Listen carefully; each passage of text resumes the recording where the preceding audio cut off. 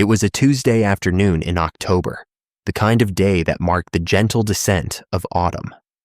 The air was crisp, and the sun cast long golden shadows across the suburban streets of Maple Creek. For 16-year-old Leah Mason, it was just another end to another school day, a familiar rhythm of bells and books that concluded at 3:15 post-meridian, sharp. Leah was a creature of habit, a fact that brought her parents, Sarah and Tom, a deep sense of comfort. She was responsible beyond her years, a straight-A student with a part-time job at the local library and a clear vision for her future. Her walk home from school was a short, familiar journey of less than a mile, a path she had trod thousands of times without incident. On this particular day, October 14th, she left school with a group of friends, chatting and laughing as they parted ways at the corner of Elm and Main. From there, her path was a solitary one, a straight shot down Oak Street to the small blue house with the white picket fence where she lived. But on this day, Leah Mason never made it home. How could a girl so full of life, on a street she knew like the back of her hand, simply vanish into the autumn air? The first stirrings of unease began around 4 o'clock.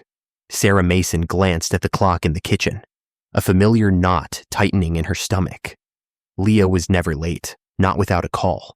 She was meticulous about checking in, a rule they had established years ago that had become an ingrained part of her dependable nature.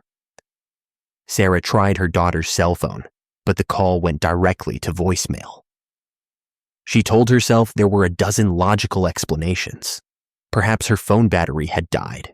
Maybe she had stopped at the library to pick up an extra shift, forgetting to mention it. She called the library, but the head librarian confirmed Leah was not scheduled to work and had not been seen. By 5 o'clock, the unease had blossomed into full-blown panic. Tom Mason arrived home from his construction job to find his wife pacing the living room, her face pale with worry. They called Leah's friends, each one confirming the same story. They had last seen her at the corner of Elm and Main, heading for home as usual. At 5:30, Tom made the call to the Maple Creek Police Department. The dispatcher was calm and professional, but the initial response was standard procedure. They were told that teenagers often lost track of time and that it was best to wait a little longer before filing a formal report. But Tom's voice, thick with a father's fear, conveyed a certainty that this was different. Leah was not that kind of teenager. An officer, swayed by the parents' insistence on their daughter's unwavering reliability, agreed to drive by the house and take a preliminary statement. He saw the genuine terror in Sarah and Tom's eyes and understood this was not a case of youthful rebellion. The search for Leah Mason began not with a formal investigation, but with the frantic, desperate energy of a family confronting its worst nightmare. As dusk settled over Maple Creek, the Masons' small front yard became an impromptu command center. Neighbors, hearing the news, began to emerge from their homes, their faces etched with concern. They brought flashlights and thermoses of coffee, their quiet offers of help a small comfort in the growing darkness. The search started small, a handful of neighbors fanning out through the neighborhood, calling Leah's name into the evening air. By morning, the informal search had transformed into a massive community effort. The police had officially declared Leah a missing person, and her face was suddenly everywhere. Flyers bearing her smiling school photograph were stapled to telephone poles and taped to the windows of local businesses. The search party swelled, now numbering in the hundreds, a sea of volunteers combing through local parks, wooded areas, and creek beds. Investigators established a command post at the local community center. Detectives began the painstaking work of building a timeline of Leah's last known movements. They re-interviewed her friends, her teachers, and her co-workers at the library. The portrait that emerged was one of a happy, well-adjusted young woman with no apparent troubles. She had no known enemies, no history of running away, and no secret life that her parents were unaware of. The first 48 hours were a blur of activity and raw emotion. Sarah Mason sat by the phone, her body trembling, willing it to ring with good news. Tom Mason, a man of action, joined the search parties, his face a grim mask of determination as he pushed through dense underbrush, his voice hoarse from calling his daughter's name. The entire town seemed to hold its breath, united in a shared hope and a collective fear. Detectives delved into every aspect of Leah's life, seeking any clue, any anomaly that might explain her disappearance. They took her school laptop and home computer, searching for any unusual online activity. They spoke at length with her boyfriend, a 17-year-old named Mark Renner, who was utterly devastated. He had been at football practice at the time Leah went missing, an alibi that was quickly confirmed by his coach and teammates. Mark provided investigators with every text message and email he and Leah had exchanged. Their communications were filled with the typical chatter of teenage romance, plans for the upcoming school dance, inside jokes, and declarations of affection.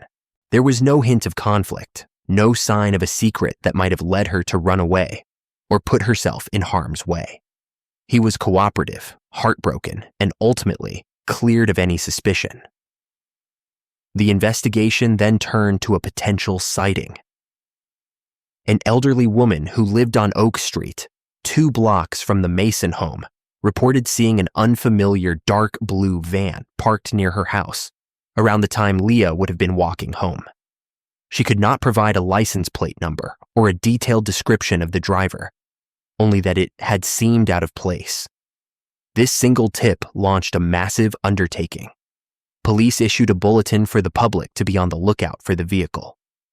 Detectives began the laborious process of checking motor vehicle records for every registered blue van in the county and the surrounding areas. The lead consumed hundreds of hours of police work as officers tracked down and interviewed dozens of van owners. For a week, the blue van was the central focus of the investigation, a tangible clue in a case that had very few.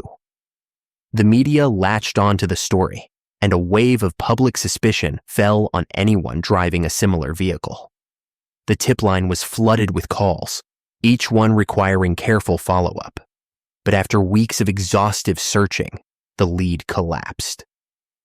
The van was eventually identified as belonging to a carpet delivery company whose driver had gotten lost and briefly parked on the street to check his map. It was a frustrating dead end.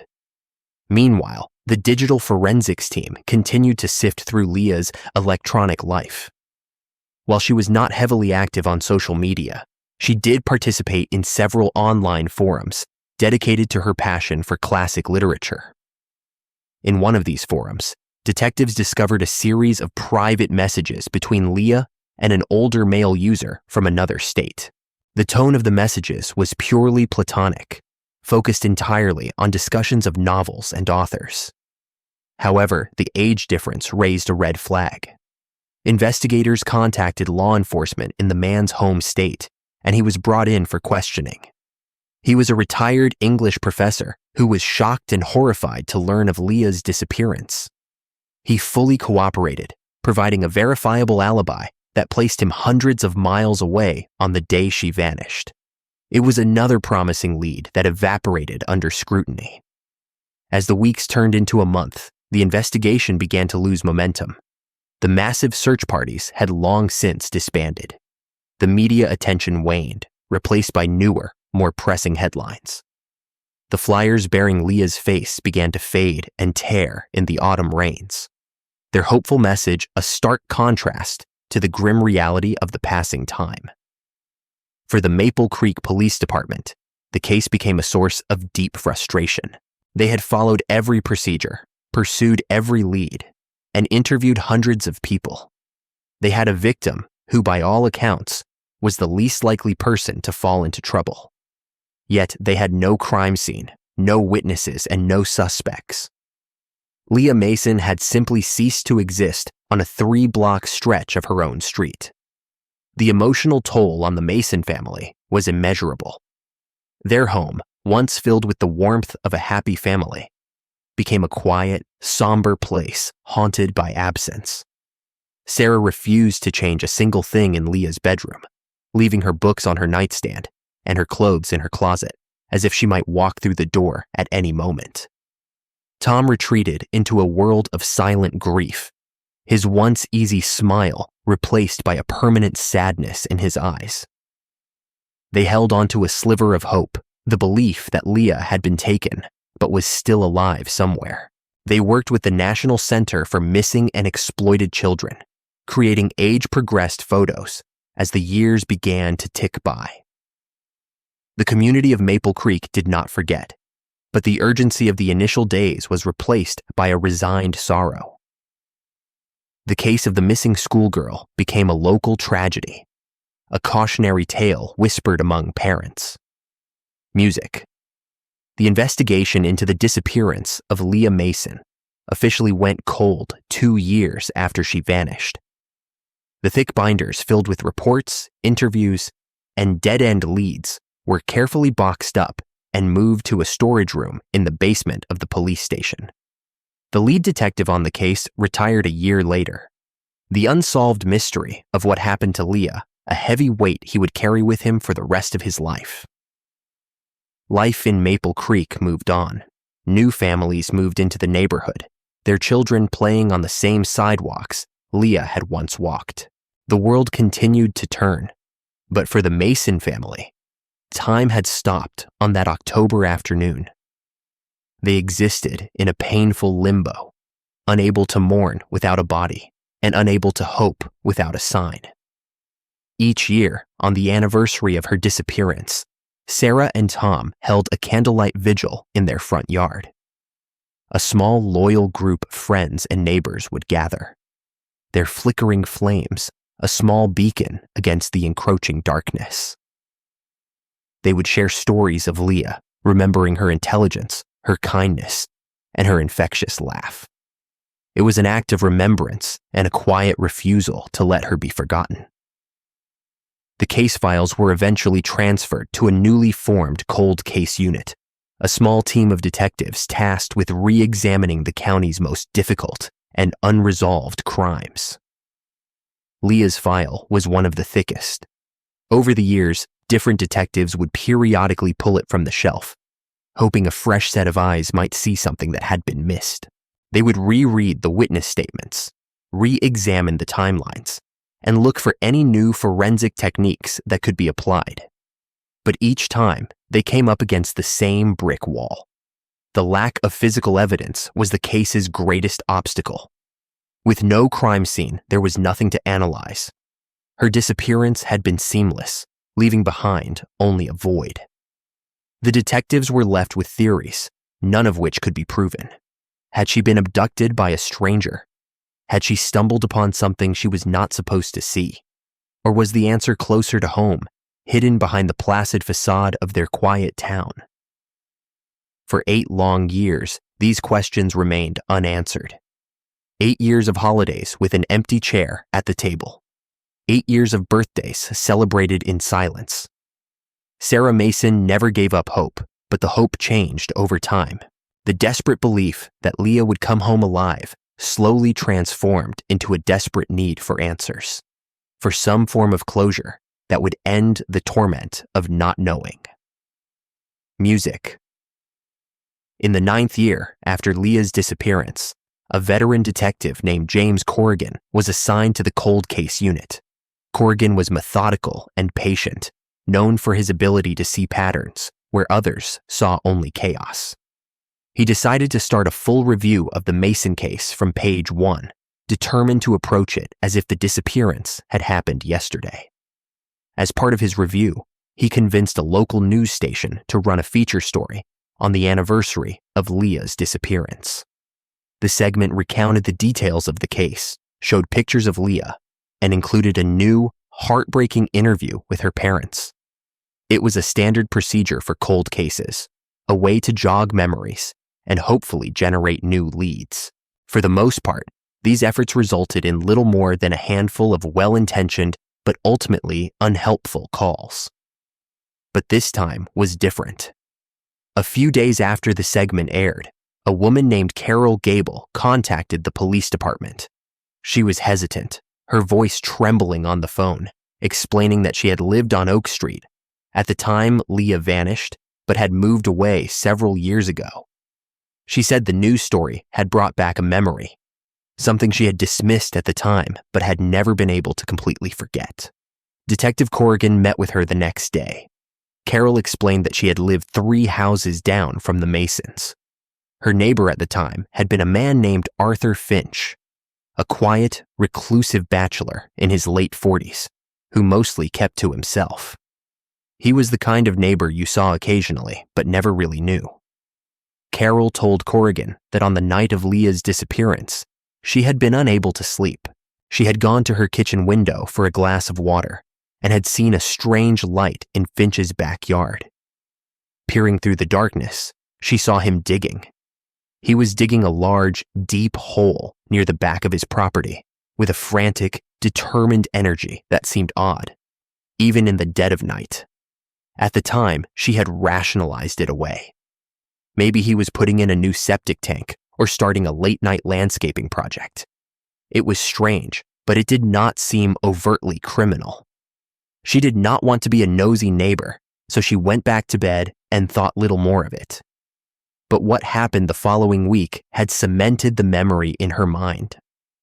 Arthur Finch had hired a contractor to pour a large, concrete patio over the exact spot where he had been digging. She confessed to Corrigan that she had felt a pang of unease back then, especially with the news of the missing girl dominating the town. But she was afraid. She had no proof, only a weird feeling. She told herself she was being paranoid, and that a quiet man like Mr. Finch could not possibly be involved in something so terrible.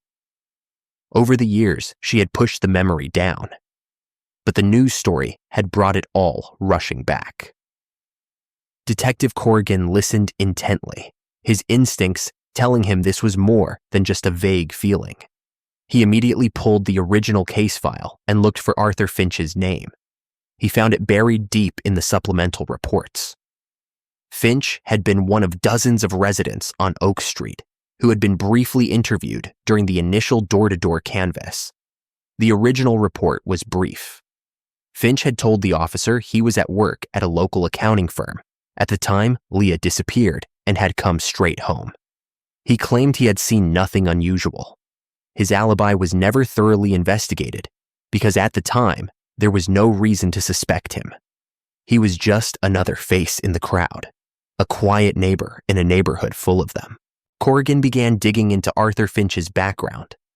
He learned that Finch had sold his house on Oak Street and moved out of Maple Creek just 2 years after Leah's disappearance. He had no criminal record, not even a speeding ticket. On the surface, he was an unremarkable man who had lived an unremarkable life. But Carol Gable's story had provided a specific, verifiable location: the concrete patio in the backyard of his former home. The next steps required a delicate touch. Corrigan contacted the current owners of the house, a young family with 2 small children. He explained the situation carefully, telling them that a new lead had emerged in a very old case and that the police needed to examine a section of their backyard. He did not specify what they were looking for, but the gravity of his tone was unmistakable. The family, though shocked, immediately agreed to cooperate. Within days, the quiet backyard at 312 Oak Street became an active crime scene. Forensic teams arrived and erected a large tent over the concrete patio to shield their work from view. They used ground-penetrating radar, and the results were immediate and chilling. The scan revealed an anomaly in the soil density approximately 6 feet below the surface, an area that was inconsistent with the surrounding ground. The work was slow and methodical. Investigators used jackhammers to break through the thick, aged concrete. As they removed the heavy chunks, a team of forensic anthropologists stood by, ready to take over. They began to carefully excavate the soil by hand, scraping away layers of dirt with small trowels and brushes. Hours into the excavation, one of the anthropologists stopped digging. She had uncovered a small piece of fabric, its color faded but still recognizable as denim. The team worked with even greater care now. Soon, they unearthed more, a small shoe, and then human bones. The entire backyard fell silent. After 9 years of searching, 9 years of agonizing uncertainty, the search for Leah Mason had come to a devastating end. The remains were carefully exhumed and transported to the medical examiner's office. Dental records were used to make the official identification. There was no longer any doubt. The remains buried beneath the concrete patio belonged to Leah. While the forensic team worked, a separate team of detectives was tasked with locating Arthur Finch. His trail was cold, but not impossible to follow. They traced his employment records and property deeds, eventually finding him living a quiet, solitary life in a small town 3 states away. He was 61 years old now, retired, and living in an unassuming apartment complex. Detective Corrigan and his partner traveled to the town to apprehend him. They found Finch returning from a trip to the grocery store. When they approached him and identified themselves, his face registered only mild surprise, not shock or fear. He was calm and compliant as they placed him under arrest for the murder of Leah Mason. The interrogation began back in Maple Creek. For the first few hours, Finch was a stone wall. He denied everything. He claimed he barely remembered living on Oak Street and had no memory of the Mason family or the missing girl. He was cool, detached, and seemingly unfazed by the accusations. Corrigan changed tactics. He laid out crime scene photos on the table in front of Finch. He showed him pictures of the excavation, of the concrete being shattered, of the small skeletal remains being lifted from the earth of his old backyard. He spoke of Leah, of the life she had lost, of the family that had been destroyed by her absence. Finch stared at the photos, his calm facade beginning to crumble. His breathing became shallow. A single tear traced a path down his weathered cheek. And then, in a low, flat voice, he began to talk. The story he told was not one of a monstrous kidnapping plot or a calculated act of evil. It was a story of petty resentment and a sudden, explosive rage that had spiraled into an unspeakable crime. He told the detectives that he had watched Leah walk past his house every day. He had grown to resent her, her youth, her happiness, what he perceived as her effortless joy in a world that he found cold and disappointing. He was a man consumed by his own loneliness and failures, and he projected his bitterness onto the bright, promising girl who walked past his window each afternoon. On that fateful day, his small dog had run out of the house and started barking at Leah as she walked by. Startled, Leah had shouted at the dog, a simple, reflexive act of a teenager annoyed by a yapping animal. But in Finch's twisted perception, it was a profound act of disrespect. He felt that she had insulted him, his dog, and his home. A dark, irrational rage washed over him. He stormed out of his house, grabbed Leah by the arm, and dragged her into his garage before she even had a chance to scream. He told the detectives he only meant to scare her, to teach her a lesson. But in the confines of the garage, his anger escalated. He struck her, and she fell, hitting her head on the concrete floor. In that moment, he realized what he had done. Panic set in, but it was a cold, calculating panic. He knew he could not let her be found. That night, under the cover of darkness, he carried her body to the back of his yard and buried her in a hastily dug grave. The following week, he hired the contractors to pour the patio, a permanent, unbreachable seal for his horrific secret. For 9 years, he had lived with that secret. He had watched from his window as the search parties combed the neighborhood. He had seen the tearful pleas of Sarah and Tom Mason on the evening news. He had felt no remorse, only a chilling sense of relief that he had gotten away with it. His move 2 years later was not an act of a guilty conscience, but a simple desire for a change of scenery, confident that his crime was buried forever.